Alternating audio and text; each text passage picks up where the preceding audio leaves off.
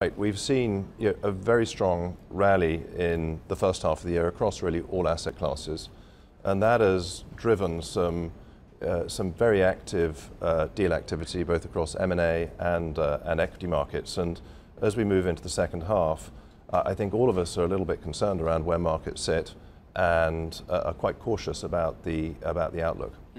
Are people making hay at these higher valuations and increasing the amount of rights issues and capital raising, or are they just thinking, do you know, I can get the money from anywhere anyway? No, look, I mean, it would be nice to think that you could decide markets are great, we'll make hay and we'll raise capital. Of course, these things take a long time, they take many months in preparation.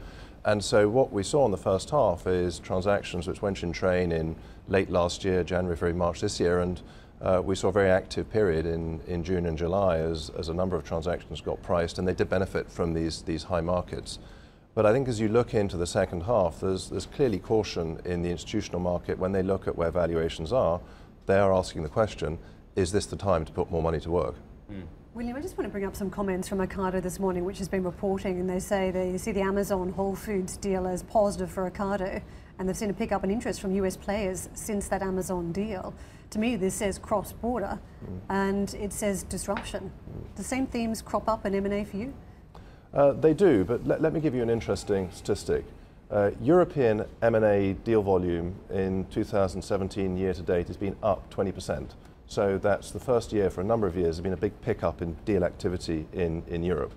UK, though, is down 41%. A very, very material split and change from the rest of Europe. And why is that? That's, of course, uncertainty over Brexit and uncertainty over the outlook in the UK. So, yes, I think cross-border themes are alive and well. Do we see a lot more cross-border into the UK in this environment? I wonder. Is that value or volume? You talk about that increase, percentage increase. Yeah, I mean, it's volume, so that's deal volumes. And deal count is similar as well. One of the features of UK-related deal making has been interest from China of late. And of course, everything's for sale in the UK that isn't nailed down, unlike other parts of continental Europe. Is that deal making going to slow from here? What do you think the outlook is for China into Europe deal making? Well, look, last year, as you know, there was a remarkable upsurge in deal activity out of China. We saw transactions across many sectors and a number of our markets here in Europe. That has slowed down very markedly this year. Clearly, very deliberate policy decision to slow down the export of capital out of China. And what's the outlook? Clearly slow the remainder of this year.